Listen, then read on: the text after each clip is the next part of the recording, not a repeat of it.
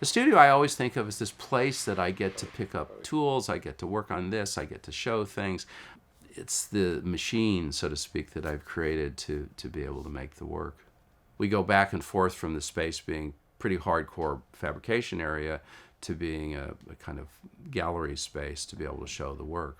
First of all, I tend to work on things over a long period of time, and I work on a lot of things at once. I like an environment where I'm not forcing or trying to finish something, particularly if I begin to struggle with something. It's not a good idea to keep working on it. Or if you just have one thing you're working on, you tend to think, well, it should have a horn and a mirror and, visor and, what I mean? You start putting everything in it. And I think it's better if I work on a lot of things at once, partly because as I make progress on one thing, it informs the other thing that I got stuck on.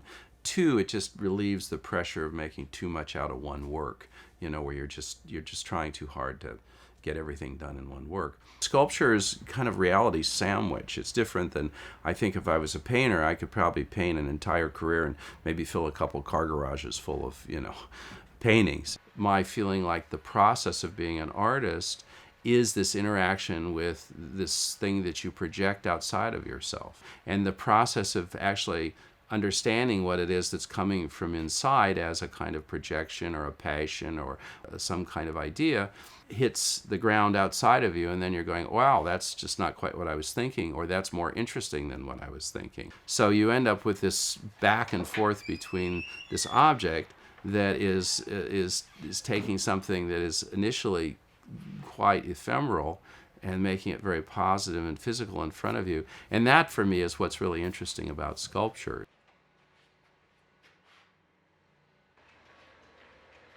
In the course of the last 4 or 5 years, I have cast 43 separate works.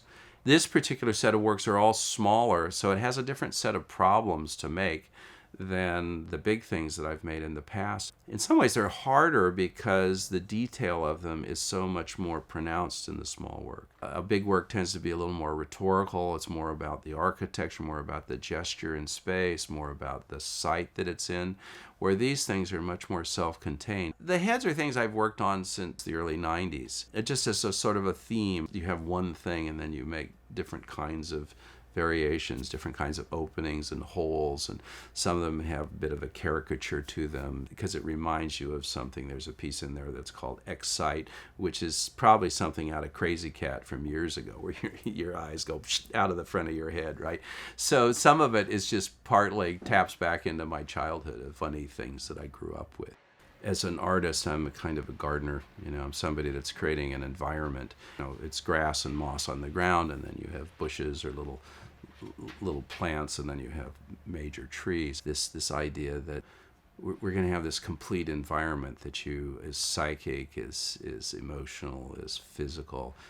I want the experience of seeing the sculpture to be bigger than seeing a picture of it, to sort of be a bigger experience than any other way of understanding it.